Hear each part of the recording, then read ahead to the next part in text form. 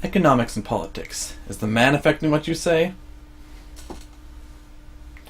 And by the man, I mean the government. And they just might be. At least through political action.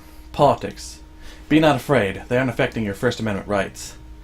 Then you have economics, not only for transferring goods and services, but for language as well. These two, as you will see, have a more marginal involvement in how language changes. But they're relevant nonetheless.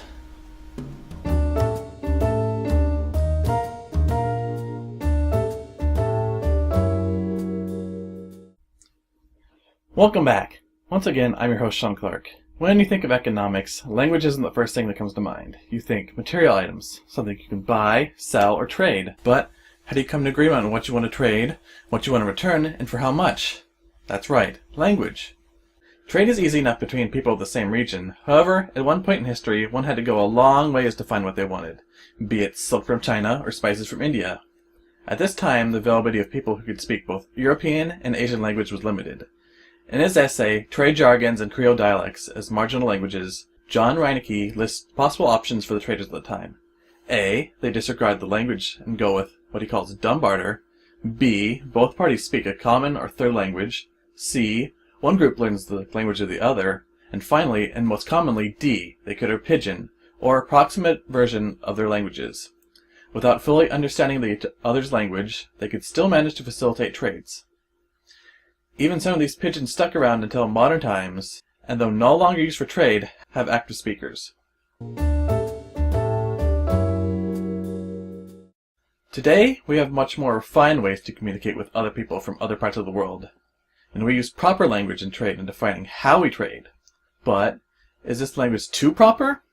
In my high school economics class, my teacher taught us this particular string of words, the law of diminishing marginal returns. At the time, we hadn't studied what it meant yet, but he told us that if we ever couldn't answer a question on the test, to put that down. He said it would have a better chance of being right than having nothing at all. Do I know what it means now? Well, not without a glance at the Wikipedia article first. The point I'm trying to make is that economics makes use of this type of language, one that isn't outright understandable, at least not without plenty of background in it. William Warren Carlyle has something to say about this in his essay, The Language of Economics. Up until about 40 years ago, books on the subject were, as a rule, written in a fairly plain language.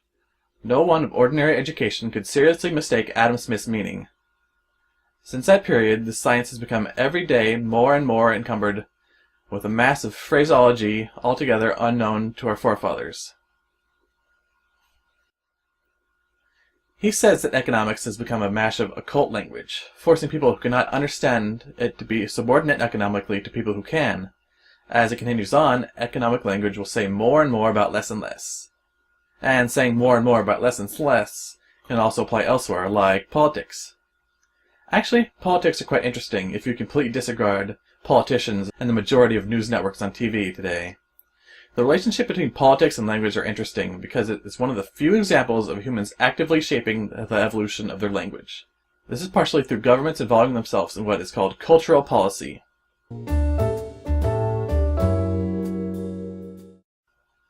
My preferred example of cultural policy is that of France's. They have what is called the exception français, or things specifically culturally French. French film, French art, French cuisine, and most importantly, the French language. The Académie Française, which I mentioned in the last video, is specifically for language, and protecting its purity. And French Creole would most likely make the Académie Française writhe in pain. Some of the things the Academy does includes publishing the Dictionary of the French Language. In 2012, Webster's English Dictionary added words such as man cave, sexting, and bucket list, whereas France is still in debate about adding English loanwords such as email and software to the vocabulary. However, the French spoken outside of France's borders is an issue for certain populations as well. Like I said in the previous video, countries that contain multiple ethnic groups struggle with certain ones being marginalized. Countries that have previously been under the effects of colonization usually speak the language of the past colonizers, such as French. This means that other national languages are not promoted. Governments of these countries are faced with the need for a cultural policy to allow certain languages to be taught in schools and ethnic groups to be promoted. Even countries like Britain have taken measures such as having dedicated Welsh and Scots programming through the BBC to promote ethnic proliferation. Other languages play interesting roles in various nations' politics. Did you know that English isn't the official national language of the United States? It's the de facto language, meaning it is the primary language by practice, but not by law. People have as much business speaking English here in the States as they do Spanish or even Cherokee. English's place in India, however, was not as widely accepted. Santosh Kumar Kahare expresses the truth about language in India. In post-colonial India, Hindi challenged English for the position of dominant language. Its adoption as the national language was based on the premise that an independent country must have a national language. Firstly, Hindi was the mother tongue of a minority of India's population concentrated in northern India. Its official status therefore had to be accepted to people and regions whose mother tongue it was not.